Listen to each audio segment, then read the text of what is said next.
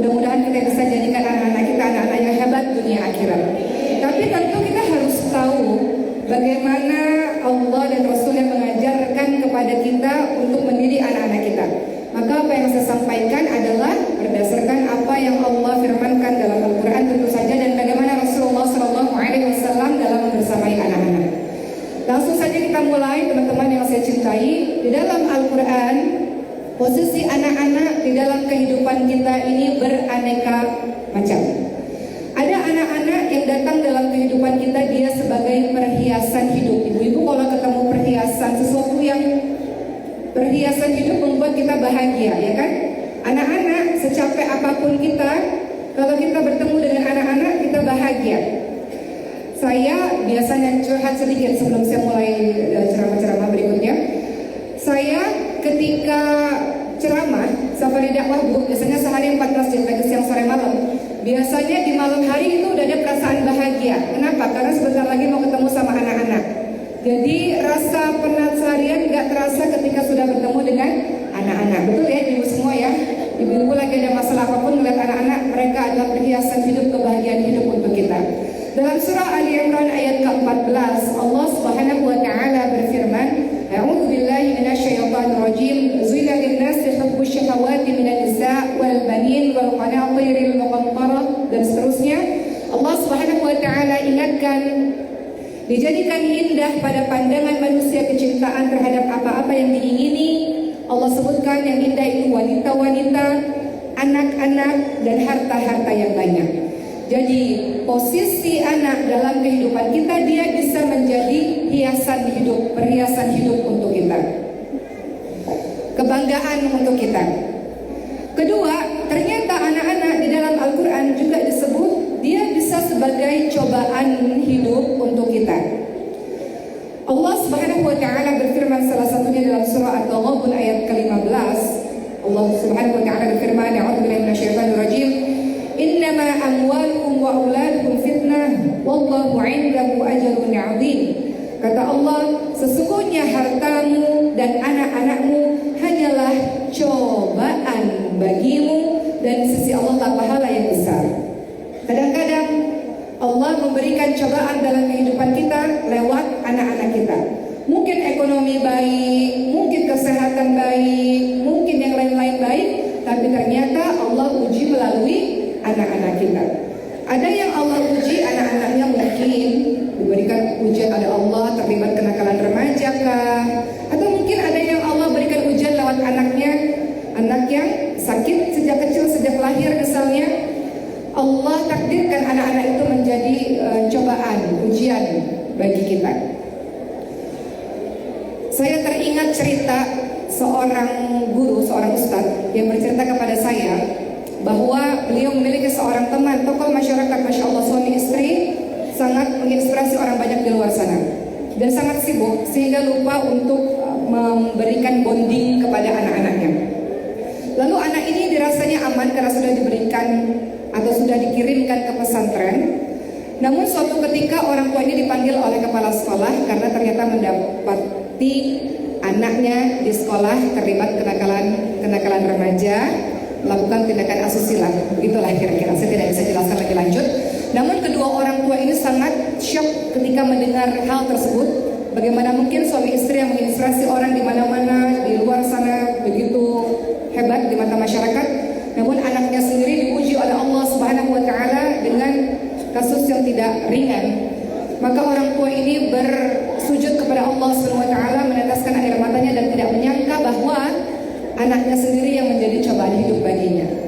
Begitulah teman-teman semua. Kadang-kadang anak-anak hadir dalam kehidupan kita sebagai cobaan hidup untuk kita. Apalagi anak-anak yang kadang-kadang beranjak remaja. Nah, mulai banyak ujian-ujian, ya Bu ya. Mulai banyak ujian-ujian yang datang kepada kehidupan kita.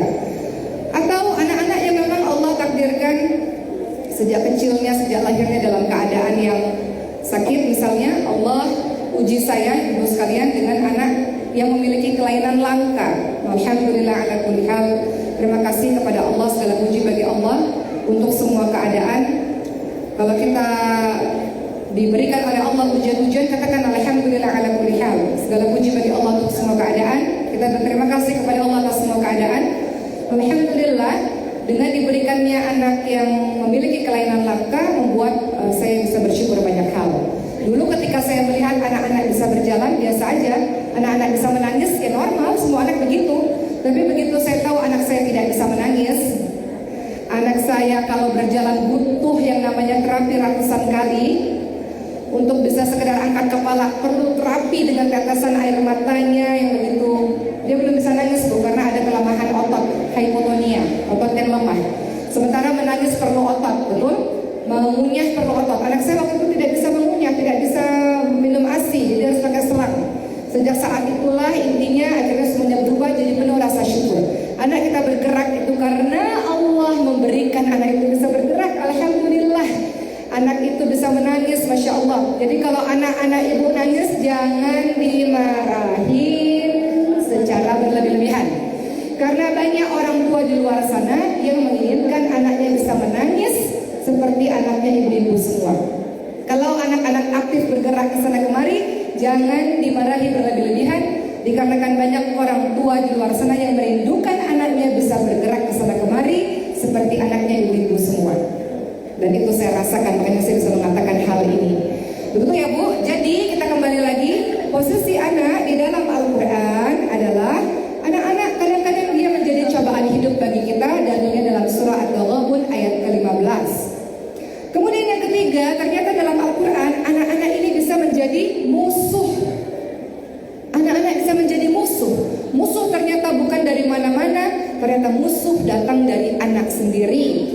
Dalilnya dalam surah At-Taghabun ayat ke-14, kata Allah Subhanahu wa taala, A'udzubillahi minasyaitonir rajim.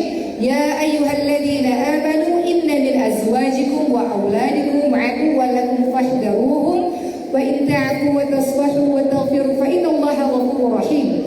Dalam surah At-Taghabun ayat ke-14 apa kata Allah? Wahai orang-orang yang beriman, sesungguhnya di antara istri-istrimu dan anak-anakmu ada yang menjadi musuh bagimu.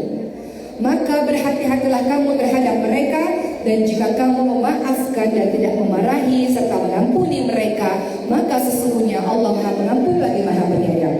Allah hendak menjelaskan bahwa di dalam kehidupan kita ada yang memang anak-anak itu menjadi musuh bagi kita. Beberapa bulan yang lalu saya sempat melihat video yang viral di sosial media, bagaimana seorang anak ketika mengantarkan ibunya yang sudah tua ke rumah sakit dengan kursi roda. Mungkin sebagian teman-teman pernah lihat video itu. Anak tersebut menginiin kepala ibunya gitu ya. Masih untung dirawat, masih untung dibawa ke rumah sakit gitu ya, padahal ibunya sudah tua renta. Dan ini terjadi di masyarakat kita, ibu sekalian. Tidak semua anak sabar dalam menghadapi orang tua yang sudah tua renta, apalagi orang tua yang sakit. Betul nggak? Merawat orang tua yang sakit perlu kesabaran tingkat tinggi loh teman-teman semua. Siapa di sini yang orang tuanya sakit, yang mendampingi orang tua sakit? Kadang-kadang orang tua yang sudah semakin tua makin sensitif, dikit-dikit ngambek, dikit-dikit marah, dikit-dikit nangis, dikit-dikit kembali kepada anak-anak kecil sifatnya. Atau kita mengajak orang tua berobat juga memerlukan kesabaran. Nggak semua anak sabar dengan ini, sehingga dalam video itu dia melakukan kekerasan kepada ibunya. Anak ini menjelma menjadi orang yang menyakiti ibunya, yang menjadi musuh bagi orang tuanya. Atau kita sering dengar kabar di luar sana bagaimana anak menuntut ibu di pengadilan rebutan harta waris misalnya. Pernah dengar ibu sekalian? Bagaimana anak ini menyerang ibunya? Banyak kejadian-kejadian seperti itu. Yang menyakiti hati orang tua bukan orang lain, melainkan anaknya sendiri. Dan ini sudah dijelaskan oleh Allah Subhanahu wa taala. Kadang-kadang anak bisa menjadi musuh bagimu. Anaknya Nabi Nuh alaihissalam memiliki seorang ayah Nabi yang saleh luar biasa. Anaknya Nabi Nuh tidak hanya menjadi cobaan bagi Nabi Nuh alaihissalam, tapi menjadi musuh bagi Nuh alaihissalam. Dikarenakan anaknya tidak mau mengikuti perintah ayahnya untuk mendekat kepada Allah Subhanahu wa taala. Yang keempat, kita ingin sekali anak kita menjadi anak seperti ini. Siapa itu? Anak yang baik, yang menyejukkan pandangan mata. Ibu-ibu, kalau punya anak-anak rukun-rukun, bahagia kan ngelihatnya kan? Anak-anak saling tolong menolong,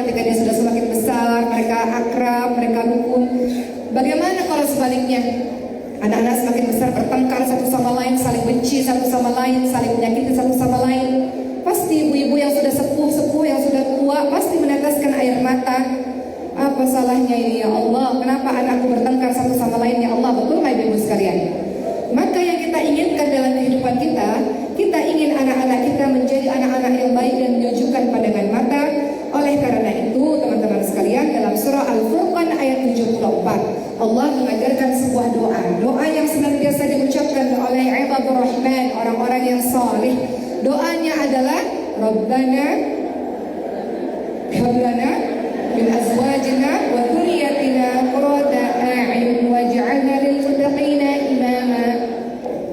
Doa yang selalu dan sudah kita hafal, kita minta kepada Allah, ya Allah, anugerahkanlah kepada kami pasangan dan anak-anak kami, keturunan kami menjadi penyejuk atau penyenang hati kami, dan jadikanlah kami imam bagi orang-orang bertakwa. Jadikan kami contoh kebaikan untuk orang-orang bertakwa. Doa ini hendaknya dipanjatkan setiap saat agar pasangan dan anak-anak menjadi qurrata a'yun untuk kita.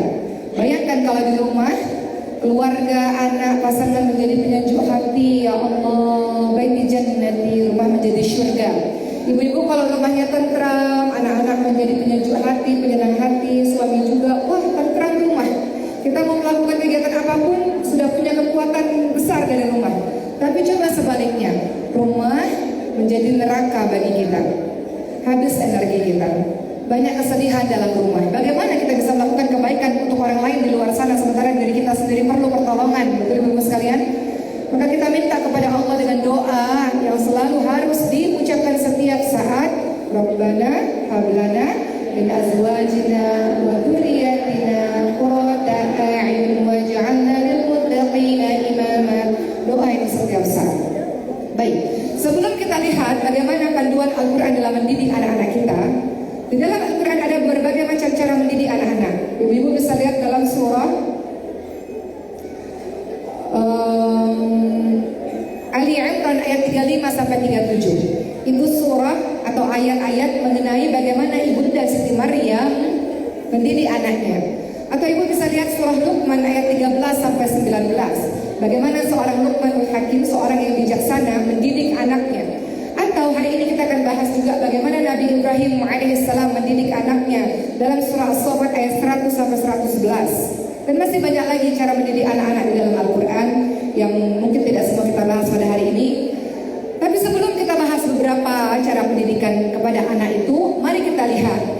Kadang-kadang lisan kita selalu berkata, anak ini nakal, kamu ini nakal, kamu ini kurang ajar.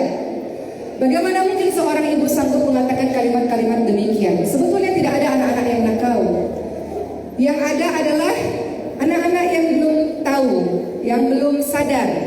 Yang ada adalah ibu atau ayah yang belum maksimal dalam memberitahunya, yang belum betul dalam cara memberitahunya, yang mungkin belum sabar dalam menghadapinya. Gak ada anak-anak nakal. Jadi gak boleh di lisan seorang ibu atau ayah mengucapkan anak nakal, karena kullu kalam ad-du'a, semua perkataan menjadi doa.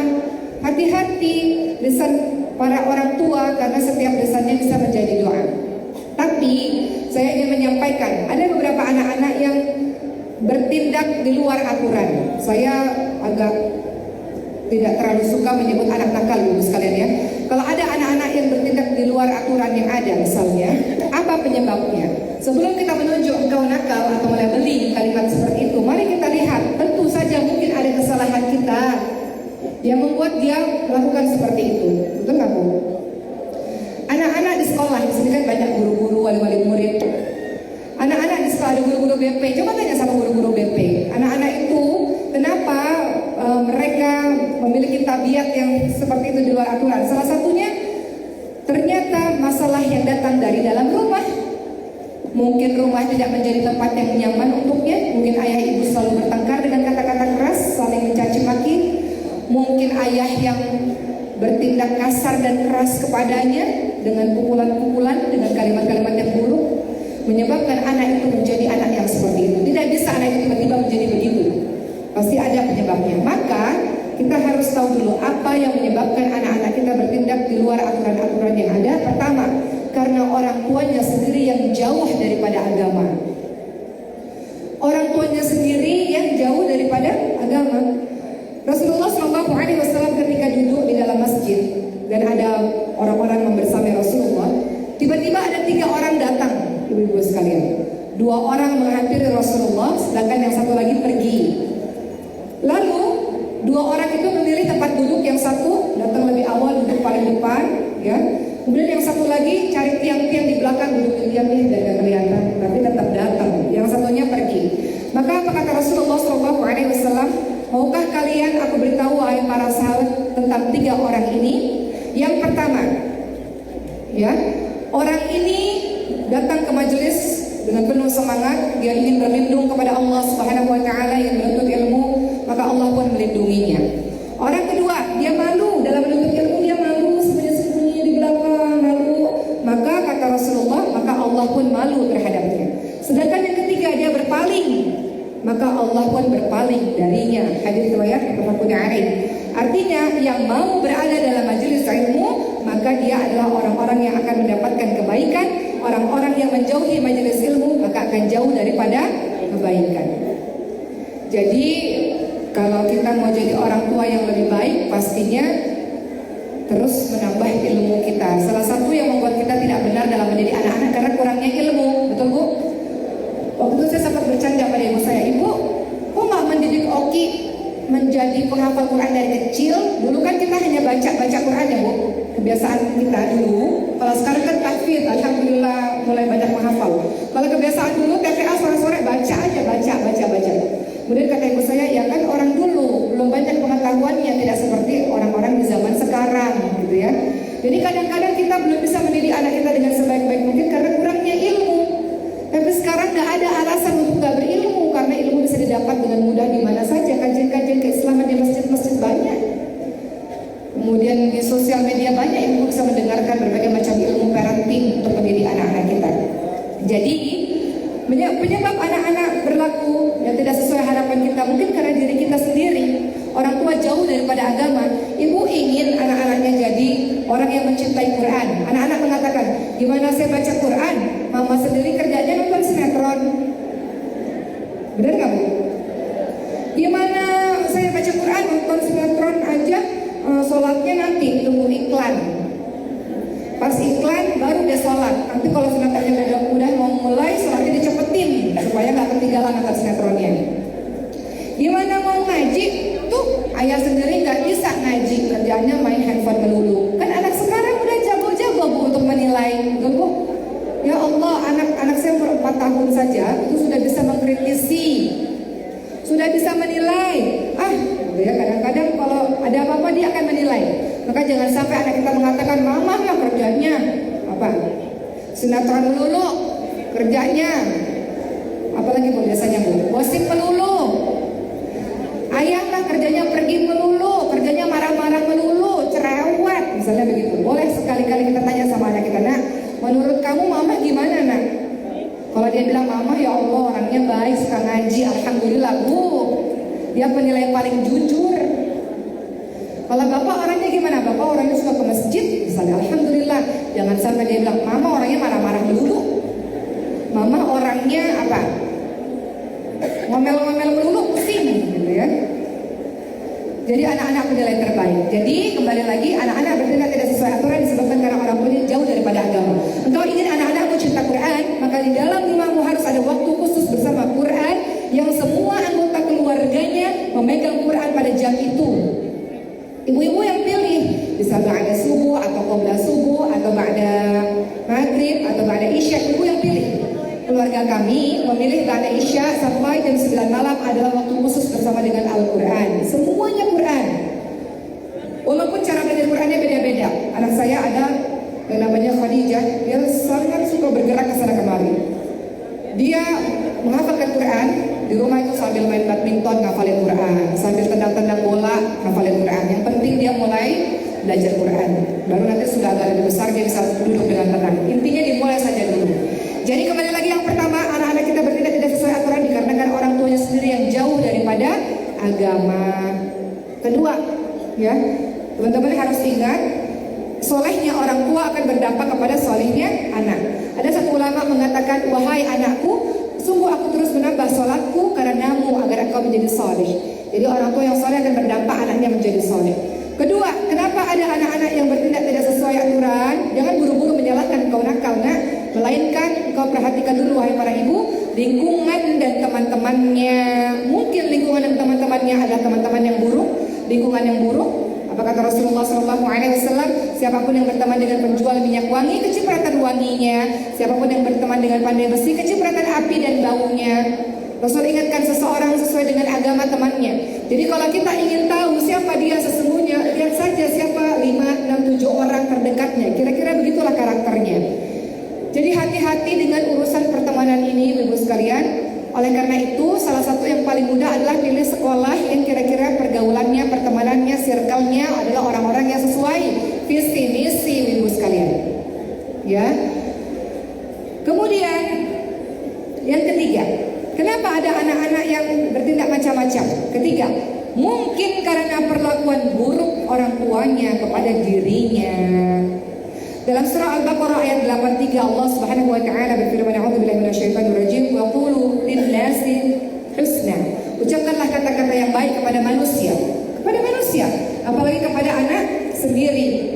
Ada jenis orang tua yang kata-katanya tidak baik kepada sang anak. Dia mengucapkan ketika marah kalimat sumpah serapah. Dia mengucapkan kata-kata yang membanding-bandingkan antara anak. Dia mengucapkan kata-kata yang membuat anaknya merasa, kamu bodoh banget sih nak.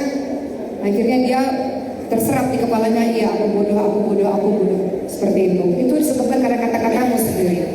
Apa kata Allah Subhanahu wa taala dalam surah Ali Imran ayat ke-159? Allah Subhanahu wa taala berfirman, "A'udzubillahi minasyaitonir rajim. Fabima rahmatin minallahi linta lahum wa la kunta fadwan ghalidhal qalbi lam faddu min hawlik." Maka disebabkan rahmat Allah kamu berlaku lemah lembut terhadap mereka. Sekiranya kamu bersikap keras lagi kasar, tentulah mereka akan menjauh daripada sekelilingmu.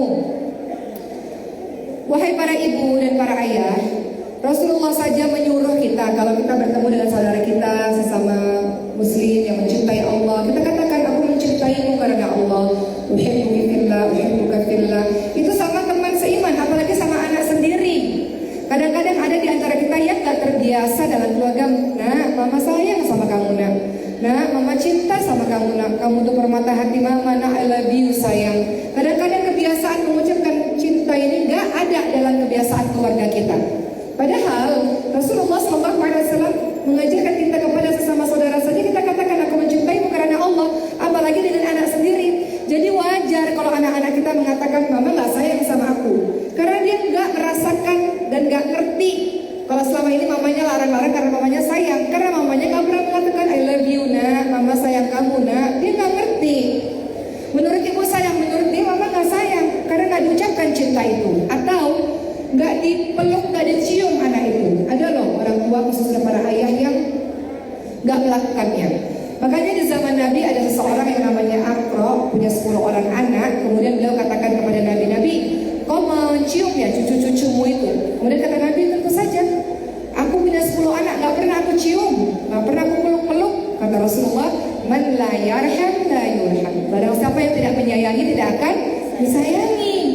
Maka budayakan mengelus-ngelus pundaknya, mengelus-ngelus kepalanya, physical touch ya, kita peluk-peluk dia ketika dia masih kecil. Masya Allah, itu membuat dia tahu bahwa dia disayangi. Coba deh sekali-kali ibu-ibu boleh tanya sama anak-anak, nak, menurut kamu di antara anak-anaknya mama yang paling mama sayang siapa sih? Kalau dia menjawab mama sayang semuanya, Masya Allah, berarti ibu telah berlaku adil dengan anak-anak itu. Mereka masing-masing anak merasakan kasih sayang yang sempurna dari orang tuanya. Tapi kalau ada anak kita mengatakan mama sayangnya sama adik aja, berarti kita harus evaluasi. Mungkin kakaknya kurang diberikan kata-kata sayang, mungkin kakaknya kurang dibelai, kurang dipeluk, kurang dicium. Begitu ibu-ibu sekalian. Jadi anak-anak bisa begitu mungkin disebabkan perlakuan buruk dari dirimu sendiri. Belum apa-apa anak-anak langsung dimarahi. Belum apa-apa anak-anak langsung berikan kata-kata buruk, belum dengar penjelasannya. Saya mau cerita satu cerita Bu sebelum kita masuk ke ayat-ayat yang lainnya. Saya teringat betul bagaimana pada saat itu anak saya yang namanya Khadijah dia berbohong. Dan saya sangat tidak suka yang namanya berbohong. Khadijah mengatakan, Khadijah sudah makan 1 roti, tapi Khadijah mau tambah roti lagi. Saya katakan Khadijah sudah kenyang. Enggak Khadijah mau makan roti. Dihabiskan ya nak, buat tapi Khadijah habiskan. Iya Ketika saya buatkan, kemudian dia makan, baru berapa detik tiba-tiba dia mengatakan rotinya sudah habis Kemudian saya tahu ada yang tidak betul dari perkataannya. Bagaimana mungkin roti itu bisa dihabiskan dalam waktu sekian detik?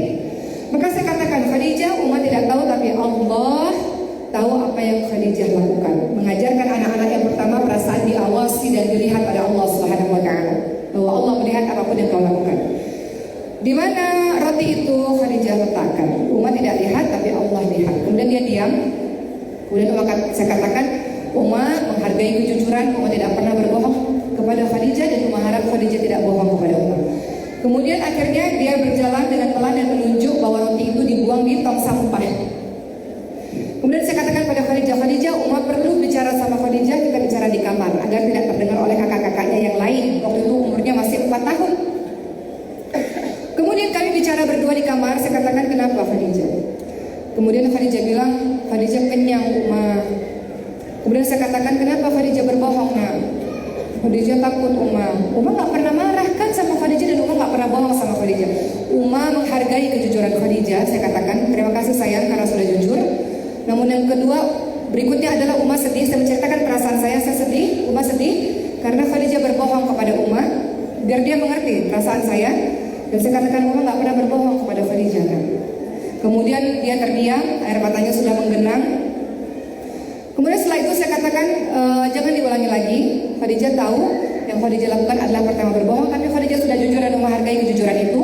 Kemudian yang berikutnya adalah buang-buang makanan. Khadijah tahu bahwa banyak orang-orang di luar sana yang nggak bisa makan sayang. Maka saya tunjukkan satu video kepada Khadijah, anak-anak di Afrika sana yang makannya di tanah-tanah. Saya katakan, lihat Khadijah, ini orang-orang pada kesusahan makanan. Bagaimana mungkin Khadijah bisa membuang makanan seperti itu? Kemudian akhirnya menetes air matanya, dan saya katakan, tidak mau hal ini terulang lagi. Dan saya peluk dia dan saya katakan, sayang dengan Khadijah, jangan diulangi lagi ya nak. Dan dia mengaku. Dan saat ini umurnya 7 tahun, dia selalu teringat peristiwa itu ibu sekalian. Bagaimana dia belajar dari kejadian itu. Kadang-kadang kita dalam melaksanakan hal-hal seperti ini, ribet, panjang banget nih menyelesaikan masalah ini. Kadang-kadang, bohong kamu ya, buang-buang makanan, selesai. Kita anggap selesai, padahal itu bukan menjadi sebuah solusi. Tapi tentu harus minta pertolongan Allah supaya bisa sabar dalam menjalaninya ibu sekalian. Karena butuh waktu, betul ya? Butuh waktu untuk menjelaskan, udah begini begitu butuh waktu, tapi ternyata efeknya jangka panjang. Jadi kembali lagi, ada anak-anak yang bertindak tidak sesuai aturan, mungkin karena perlakuan buruk dari orang tuanya, orang tua yang suka main pukul begitu saja, orang tua yang marah tanpa mendengarkan penjelasan anak misalnya, orang tua yang belum apa-apa berkata-kata kasar kepada anak. Bagaimana anak bisa bercerita apapun kepada kita kalau kita sendiri tidak bisa menjadi sahabat untuknya? Anak-anak lebih nyaman bercerita kepada orang lain. Anak-anak gak mendapatkan perhatian dari ibunya, dari ayahnya. Dia cari perhatian dari orang lain ketika dia remaja misalnya. Maka disebabkan dari diri kita sendiri. Berikutnya yang menyebabkan anak-anak juga bertindak tidak sesuai aturan, karena mungkin melihat tayangan-tayangan kekerasan ataupun pornografi. Hati-hati dengan ini ibu sekalian. Hati-hati dengan gadget yang ada di tangan anak-anak kita, karena bisa saja menampilkan kekerasan dan pornografi. Jadi jangan karena kita sibuk kita kasih gadget, tapi kita disiplin dengan gadget itu. Khususnya anak-anak SD. Anak-anak SD silakan pegang gadget misalnya, karena di gadget itu ada permainan yang bisa bisa membuat kreativitasnya naik. Alhamdulillah. Namun dikasih waktu ibu sekalian, dikasih waktu dan dikasih perjanjian. Kamu bisa pegang gadget ini kalau sudah selesai hafalan Quran, sudah selesai PR-nya, baru bisa pegang gadget ini dari jam sekian sampai jam sekian. Jadi nggak bisa kita lost begitu saja. Kelima, kenapa anak-anak bisa bertindak tidak sesuai aturan? Karena pertengkaran ayah dan ibu yang dilihatnya dengan mata kepalanya sendiri. Jadi jangan sekali-kali bertengkar di depan anak. Salah satu faktor terbesar yang menyebabkan terjadinya kenakalan pada anak adalah berlangsungnya suasana ketidakharmonisan antara bapak dan ibu pada saat mereka berkumpul. Oleh karena itu kita jaga betul-betul supaya penglihatan anak-anak kita minta sama Allah, ya Allah, penglihatan mereka penglihatan yang baik-baik. Baik, teman-teman yang dirahmati oleh Allah SWT, izinkan saya pada hari ini menceritakan sedikit bagaimana kisah Nabi Ibrahim AS dalam mendidik anaknya, dan nanti kita sambung sedikit bagaimana ibunda Siti Maryam, ibunya Siti Maryam mendidik Siti Maryam. Mari ibu buka dalam surah As-Saffat ayat 100 sampai 101. bagaimana di situ dijelaskan pendidikan orang tua khususnya Nabi Ibrahim kepada anaknya. Yang pertama, Nabi Ibrahim alaihissalam memilih istri yang salihah untuk mendapatkan anak yang saleh. Nabi Ibrahim alaihissalam singkatnya menikah lagi dengan Siti Hajar, seorang wanita yang salihah. Jadi untuk teman-teman semua ibu-ibu yang sedang mencari mantu atau anak-anak yang sedang hendak menikah, kalau engkau mau punya anak-anak baik, ternyata pendidikan anak dimulai dari pasangan yang saleh, pasangan yang saleh, pasangan yang baik. Hati-hati, jangan buru-buru dalam menikah. Kau harus tahu betul-betul siapa orang itu, teman-teman sekalian. Kelak dia tidak hanya menjadi suamimu, tapi juga menjadi ayah dari anak-anakmu. Jangan pernah pilih orang yang sholatnya saja masih belum betul. Betul manusia bisa berubah, tapi pastikan dia berubah saat sebelum menikah denganmu dengan sholatnya baik. Biasanya bisa meninggalkan Allah, apalagi engkau yang hanya sekedar hambanya Allah. Meninggalkan Allah saja gak ada rasa takut, apalagi kau yang hanya sekedar hambanya Allah. Jadi urusan agama betul-betul kau lihat dengan baik. Rasulullah katakan pilih pasangan itu tentu saja dari fisiknya, dari keturunannya, dari hartanya, namun yang paling baik dari agamanya. Kata Hasan Al-Basri, kalau dia mencintaimu, dia akan memuliakanmu. Kalau dia tidak mencintaimu, dia tidak akan menggolimimu. Itu orang yang baik agamanya. Jadi Nabi Ibrahim alaihissalam mendidik anaknya yang pertama adalah dengan memilih istri yang salihah. Kisah ini kita sudah dengar bagaimana Nabi Ibrahim alaihissalam meninggalkan Siti Hajar di kota Mekah yang tandus tak berpenghuni bersama Nabi Ibrahim, Nabi Ismail alaihissalam. Dan anak itu tumbuh dengan baik menjadi anak yang saleh atas pengasuhan dari sang ibu. Masya Allah. Jadi kalau ingin anak-anak kita anak-anak yang baik, pilih pasangan yang baik. Ibu pilih mantu betul-betul ya Bu. Kasihan anak-anak kita kalau dapat pasangan yang menyengsarakan dirinya. Banyak ngobrol sebelum menikah teman-teman sekalian, karena mungkin 70%-80% dalam pernikahan isinya adalah komunikasi, isinya adalah ngobrol. Cari yang sevisi misi denganmu supaya kau bisa berhubungan baik dengannya. Kedua, apa yang dilakukan oleh Nabi Ibrahim alaihissalam dalam surah As-Saffat ayat 100? Nabi Ibrahim alaihissalam senantiasa berdoa, Rabbi habli minas salihin. Nabi Ibrahim senantiasa berdoa kepada Allah Subhanahu wa taala agar Allah karuniakan anak yang saleh. Jadi, bentar ya Bu.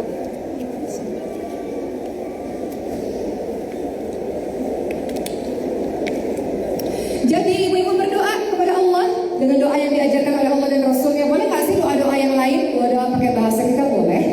Boleh, silakan. Dengan doa apapun, tapi afdal yang paling baik tentu saja doa yang diajarkan oleh Allah dan Rasulnya. Salah satunya adalah doa dalam surah As-Saffat ayat 100. Rabbi habli minas salihin. Doa yang sangat mudah sekali diucapkan, namun kadang-kadang kita lupa untuk melakukannya. Ibu-ibu, Rabbi habli minas salihin boleh diucapkan kapanpun, setiap saat. Tidak hanya selesai sholat, tidak hanya selesai pengajian, setiap saat perkataanmu adalah doa. Dan kalau kita lihat ibunda, para ulama, ibunda orang-orang saleh, pasti mereka adalah ibunda yang tidak pernah meninggalkan sholat malamnya untuk mendoakan semuanya, termasuk mendoakan anak-anaknya. Sudahlah doa orang tua itu mustajab. Dipilihlah waktu terbaik, yaitu di sepertiga malam terakhir, yang kata Rasul di sepertiga malam terakhir Allah turun ke langit dunia. Siapapun yang doa Allah akan kabulkan, yang minta Allah akan berikan, yang minta ampun Allah akan ampuni dia. Jadi kalau ibu mau punya anak-anak yang hebat dunia akhirat, mustahil meninggalkan sholat malam. Ibu harus bangun sholat malam, walaupun 15 menit sebelum subuh gak apa-apa. Gak bisa 11 rakaat gak apa-apa, 2 rakaat aja. Gak bisa 2 rakaat gak apa-apa, bangun dengan berzikir kepada Allah Subhanahu wa taala. Gak apa-apa. Bangun dan doakan anak-anakmu. Ya Allah, belum selesai materinya, udah 5 menit lagi. Oke. Bangun ibu-ibu sekalian dan doakan anak-anakmu. Bagaimana mungkin ibu mau anak-anak ibu hebat, sekolah yang baik, bisa hafal Quran, bisa punya akhlak yang baik, tapi ibunya gak bangun sholat malam. Jadi para ibu, mulai malam ini tidak ada lagi yang ketinggalan sholat malam. Bisa ibu? Insya Allah, minta sama Allah. Berikutnya ibu-ibu sekalian, yang ketiga, bagaimana Nabi Ibrahim mendidik anaknya. Nabi Ibrahim menjadi teladan yang baik bagi keluarganya. Ibu-ibu lihat dalam surah As-Saffat ayat ke-101, Allah Subhanahu wa taala berfirman, A'udzubillahi minasyaitonir rajim. Fabasyarnahu bighulamin halim. Maka Allah beri kabar gembira dengan seorang anak yang amat sabar. Ismail alaihissalam memiliki sifat halim. yaitu santun dan sabar. Kira-kira begitulah. Sifat yang santun, sifat yang sabar. Kenapa? Karena Nabi Ibrahim alaihissalam memiliki sifat itu. Jelaskan dalam surah Hud ayat ke-75, Inna Ibrahima lahalimun awwahum muniba. Sesungguhnya Ibrahim benar-benar seorang yang penyantun, lagi penghibah dan suka kembali kepada Allah. Jadi kalau kita mau memiliki anak-anak yang hebat, anak-anak yang disiplin, anak-anak yang santun, orang tuanya lah yang lebih dulu yang menjadi contoh baginya. Dalam surah Tahrim ayat ke-6 kalau saya tidak salah. Ya ayyuhalladzina amanu qu anfusakum wa ahlikum nar. Wahai orang-orang yang beriman, jagalah dirimu dan keluargamu dari api neraka. Dirimu lebih dulu, engkau jadi contoh. Kemudian anak-anakmu, keluargamu yang akan mengikuti dirimu. Jaga dirimu terlebih dahulu dan keluargamu dari api neraka. Jadi kalau engkau ingin anak-anakmu hebat, engkau sendiri yang mulai dari sekarang.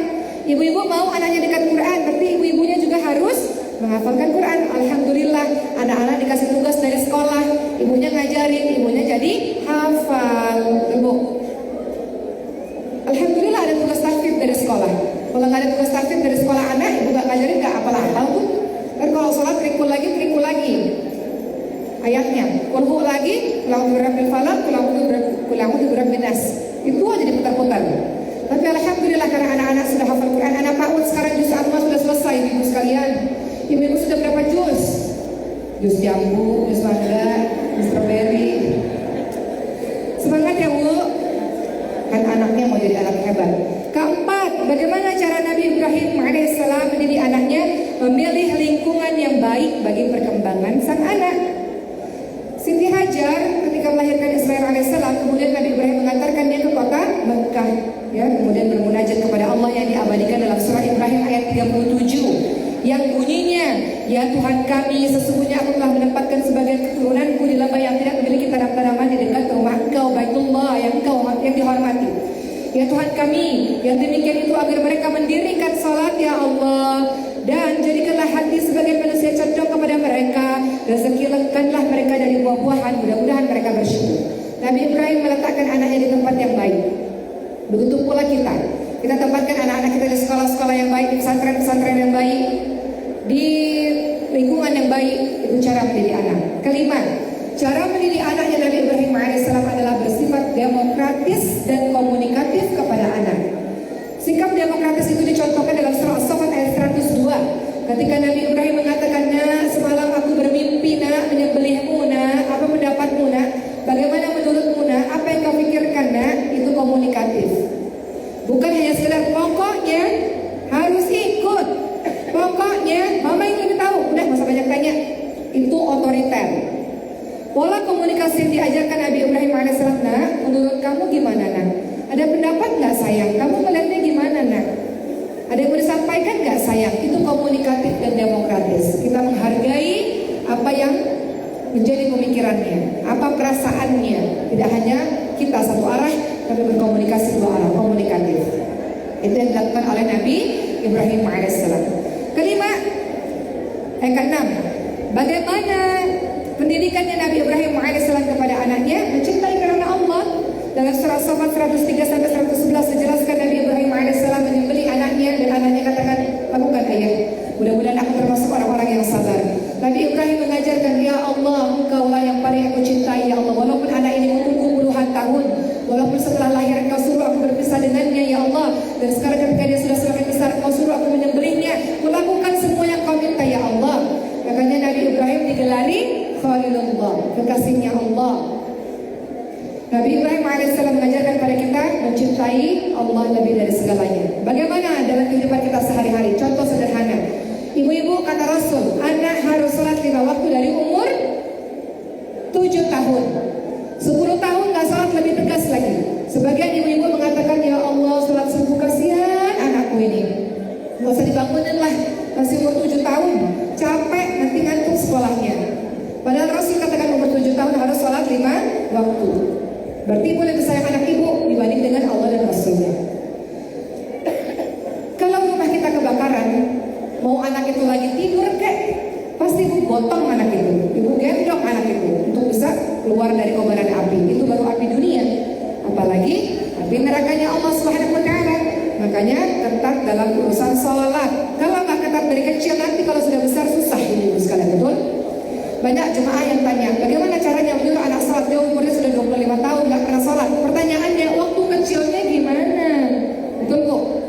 Waktu kecilnya tegas nggak urusan sholat? Ibu-ibu lagi pergi pengajian begini, ibu kontrol, nah udah sholat belum nak? Ingetin terus bu, nah udah sholat belum nak? Nah tadi zuhurnya gimana nak? Nah tadi subuhnya gimana nak? Ingatkan terus ibu sekalian.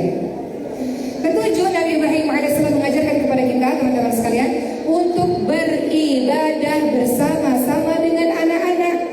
Dalam surah Al-Baqarah 126 sampai 129 diceritakan bagaimana Nabi Ibrahim AS membangun Ka'bah bersama-sama dengan Nabi Ismail AS. Jadi para ibu, para ayah harus buat program ibadah bersama-sama dengan anak. Entahlah sholat jemaah bareng-bareng, kalau sholat jemaah bareng-bareng ya, sholat bersama-sama, atau tadarus Quran, baca Quran bareng-bareng, atau mengunjungi tempat-tempat bareng-bareng, sedekah, menyiapkan makanan-makanan Jumat berkah misalnya bareng-bareng. Harus ada ibadah yang dilakukan bersama-sama.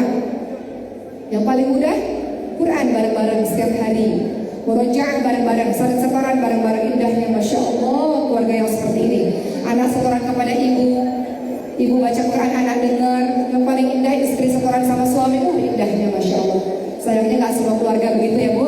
Ya sudah lah ya, doalah kepada Allah agar Allah berikan hidayah kalau ada dari kita yang masih jauh daripada Al-Quran. Begitulah teman-teman sekalian ya, doanya Nabi Ibrahim AS tadi saya katakan Rabbi habli minas shalihin. Sebenarnya masih banyak doa dalam Al-Quran yang ibu bisa hafalkan dan ibu bisa baca terus untuk anak-anak kita.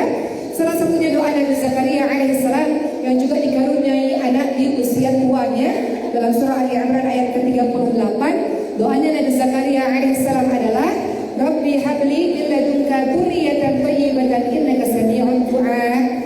Ya Rabbku, berilah aku dari sisi Engkau anak yang baik, sesungguhnya Engkau yang maha mendengarkan doa. Doa setiap saat untuk anak-anak kita.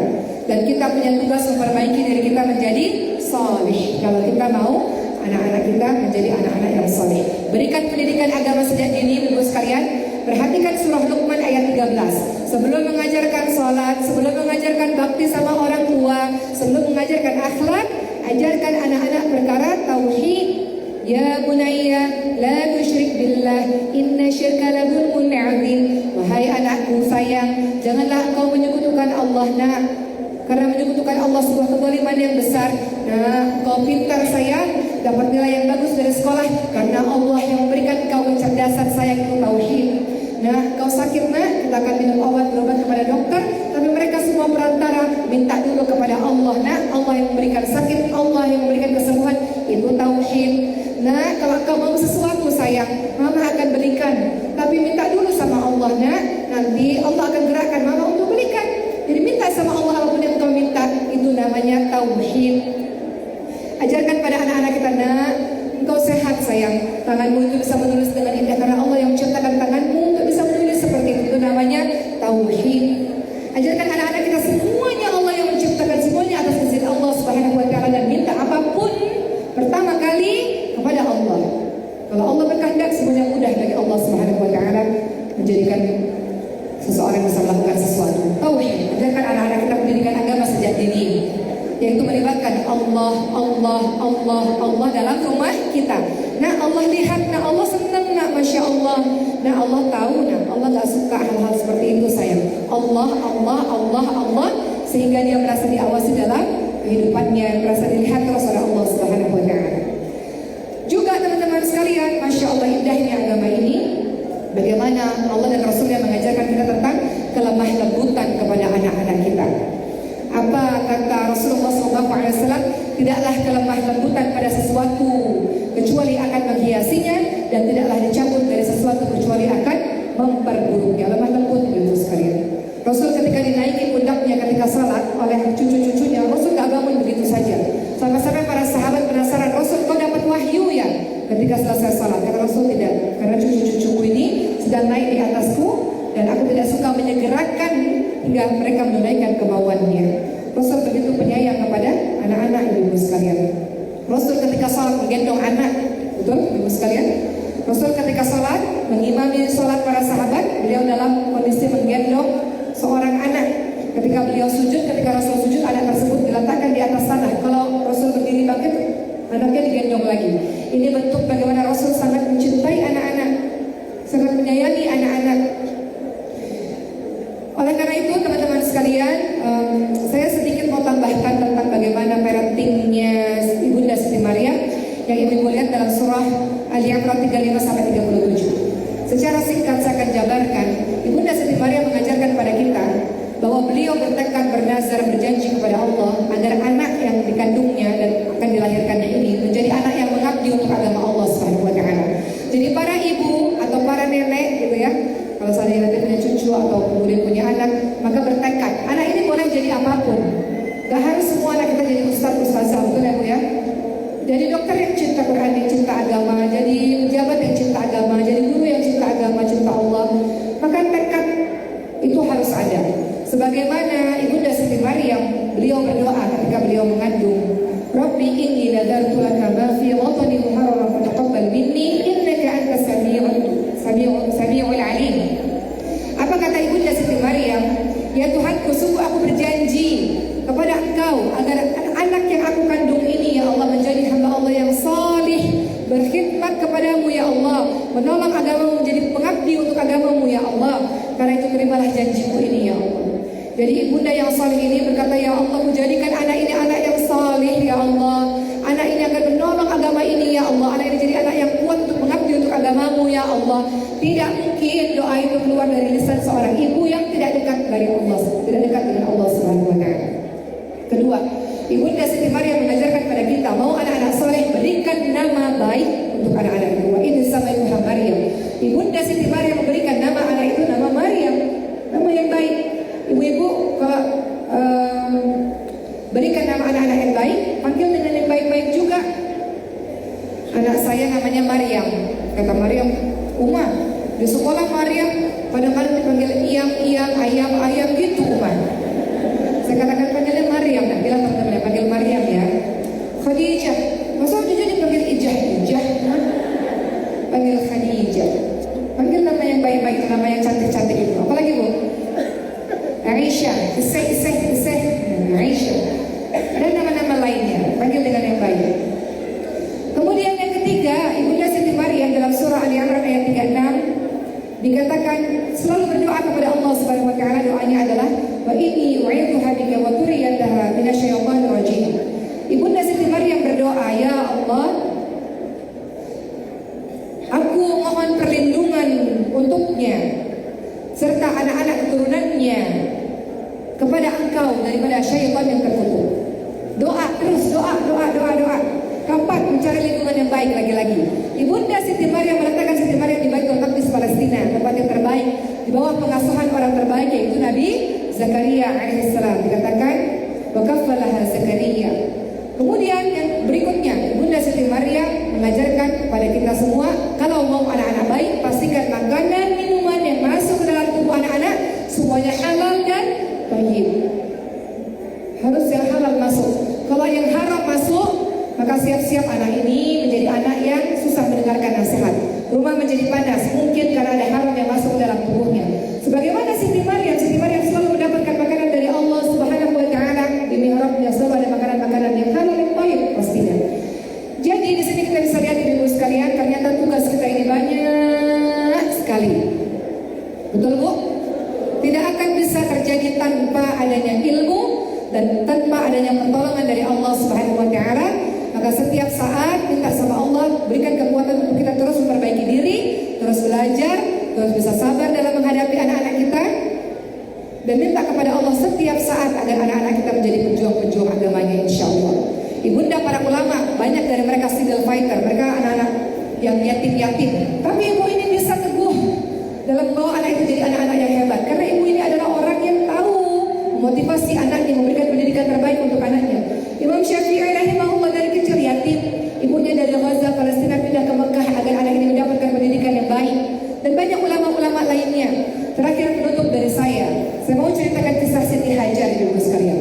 Apa jadinya kalau Siti Hajar bersama dengan Nabi Ismail alaihissalam yang masih bayi, ketika berada di Mekah Mekah yang gak ada air, gak ada orang, gak ada tumbuhan, gak ada kehidupan.